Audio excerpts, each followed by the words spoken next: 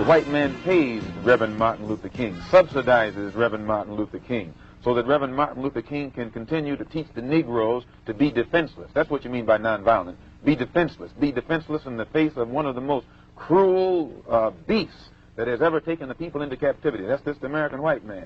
And they have proved it throughout the country by the police dogs and the police clubs. 100 years ago, they used to put on a white sheet and use a bloodhound against Negroes. Today, they have taken off the white sheet and put on police uniforms. They've traded in the bloodhounds for police dogs, and they're still doing the same thing. And just as Uncle Tom, back during slavery, used to keep the Negroes from resisting the bloodhound or resisting the Ku Klux Klan by teaching them to love their enemy or pray for those who use them despitefully. Today, Martin Luther King is just a 20th century or modern Uncle Tom or a religious Uncle Tom who is doing the same thing today to keep Negroes defenseless in the face of attack that Uncle Tom did on the plantation to keep those Negroes defenseless in the face of the attack of the Klan in that Well, day. I don't think of love as, in this context, as emotional bosh.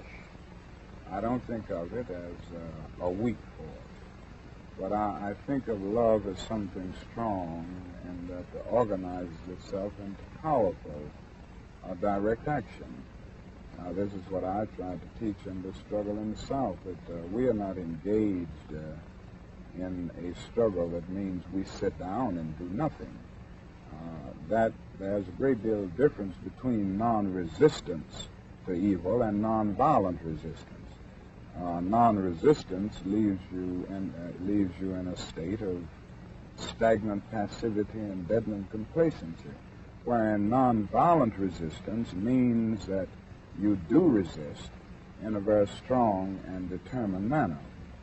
And I think some of the criticisms of nonviolence, or some of the critics, fail to realize that we are talking about something very strong, and they confuse non-resistance with nonviolence. The goal of Dr. Martin Luther King is to give Negroes a chance to sit in a segregated restaurant beside the same white man who had brutalized them for 400 years. The goal of Dr. Martin Luther King is to get Negroes to forgive the people who have brutalized them for 400 years by lulling them to sleep and making them forgetting what those whites have done to them. But the masses of black people in America today don't go for what Martin Luther King is putting down. As you said in one of your articles, it's psychologically insecure, or something of that sort. I forget how you put it.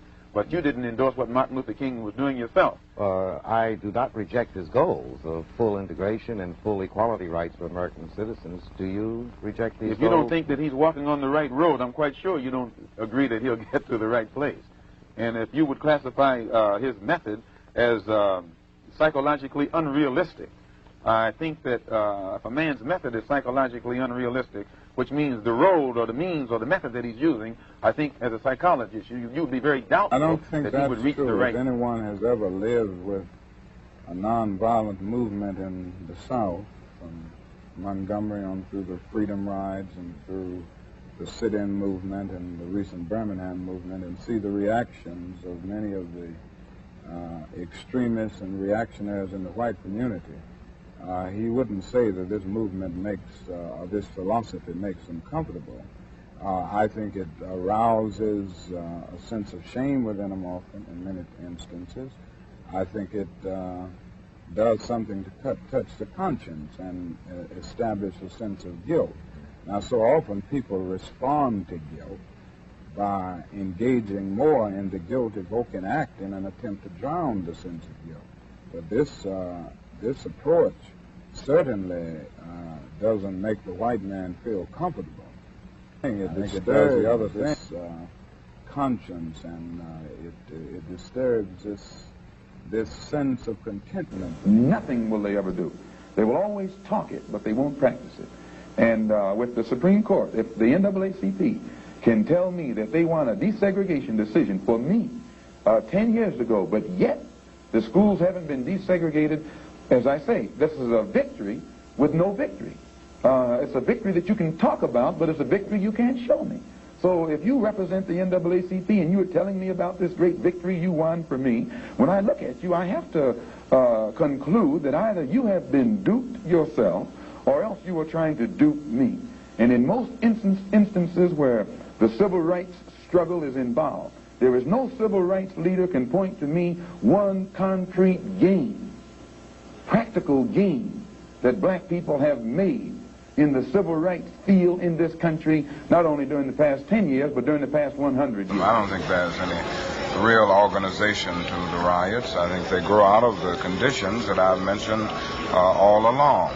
And as long as these intolerable conditions are there, as long as the Negro finds himself living every day in a major depression, then every city will sit on a powder keg and can explode over the slightest incident. I feel that killing is a very tragic way to deal with any social problem. There is no violent solution to the problem that the Negro confronts in this country, and this is why I have constantly said that riots are socially destructive and self-defeating. After all, the Negro ends up on the losing end.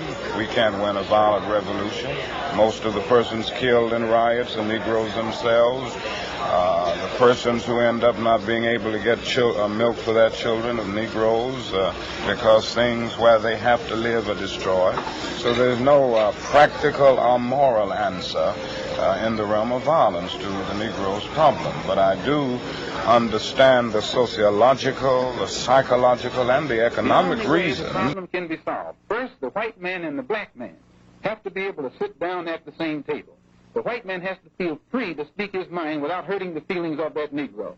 And the so-called Negro has to feel free to speak his mind without hurting the feelings of the white man. Then they can bring the issues that are under the rug out on top of the table and take an intelligent approach to get the problem solved. That's the only way that they'll ever do it. We need an action program while we are Muslims, or while we are Christians, or while we are whatever we are. We still need an action program that will eliminate these evils that are in our community. And this is what we're trying to do with the Muslim Mosque Incorporated. Do you consider yourself militant? I consider myself Malcolm. Well, I think we have to agree that this appears to be the result of an internal conflict within the black nationalist movement.